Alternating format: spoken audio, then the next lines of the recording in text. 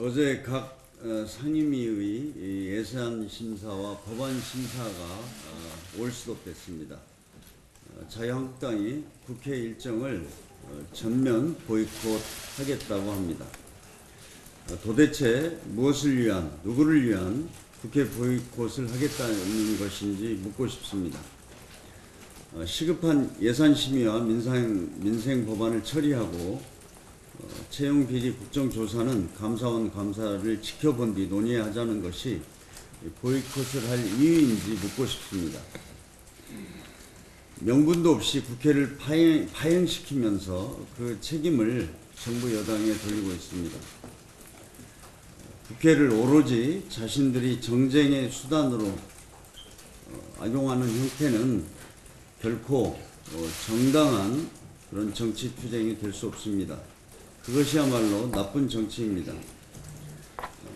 국회 보이콧은 열흘 남은 예산안 처리 시한, 18일 남은 정기국회 일정은 안중에도 없는 무책임한 결정입니다. 윤진호법, 유치원 3법 등을 포함한 국민들이 요구하고 있는 민생경제 법안 뿐만 아니라 여야가 합의했던 60건에 이르는 법안 처리를 위해서라도 자유한국당은 국회 보이콧을 해서는 안 됩니다. 민주당으로서는 끝까지 야당을 설득해서 오늘이라도 국회를 정상화시키는 데 최선을 다하겠습니다. 어제 전국 법관 대표회의에서 양승태 사법부의 사법농단에 관여한 현직 판사들에 대한 징계와 탄핵 소추를 촉구하는 결의문이 나왔습니다. 전국 각급 법원을 대표하는 105명의 대표 판사들이 무너진 사법 신뢰를 되찾기 위해 국회 탄핵 소추라는 특단의 대책까지 촉구한 것입니다. 사법부 내부에서 자성과 개혁의 목소리가 나온 것을 높게 평가합니다. 소장 판사들이 결의한 것처럼 박근혜 정부와 양승태 사법부의 재판 거래는 중대한 헌법 위반 행위입니다. 소장 판사들이 결의해 이제 국회가 답을 해야 할 차례입니다. 2달째 미뤄지고 있는 특별재판부 설치법도 조속히 통과시켜야 합니다. 여야 5당 중 유일하게 특별재판부 설치에 반대하는 자유한국당은 사법농단 세력을 보호하겠다는 생각이 아니라면 즉각 협조해야 합니다. 소장 판사들이 제안한 법관 탄핵 소추도 국회가 적극 검토해서 처리해야 합니다.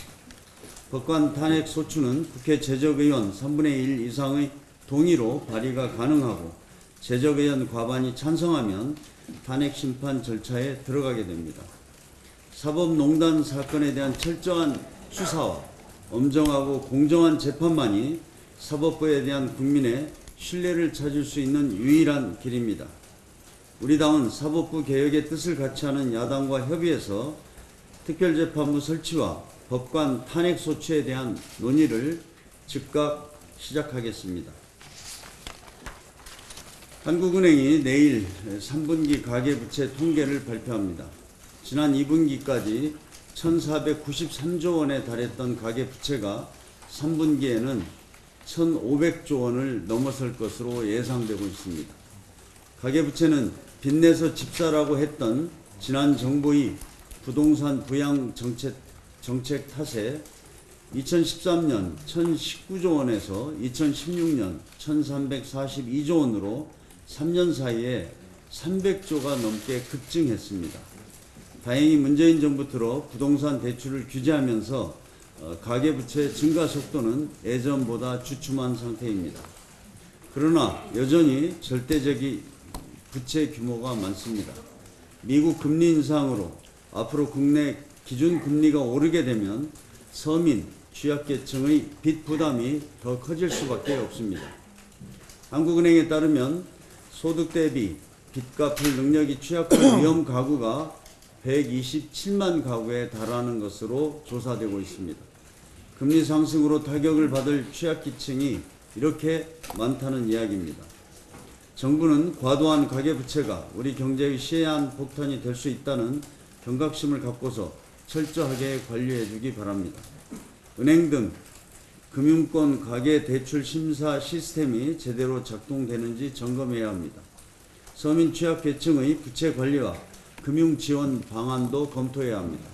필요하다면 취약계층을 위한 정책 금융상품을 마련하는 방안도 적극 고려해 주기 바랍니다. 이상입니다.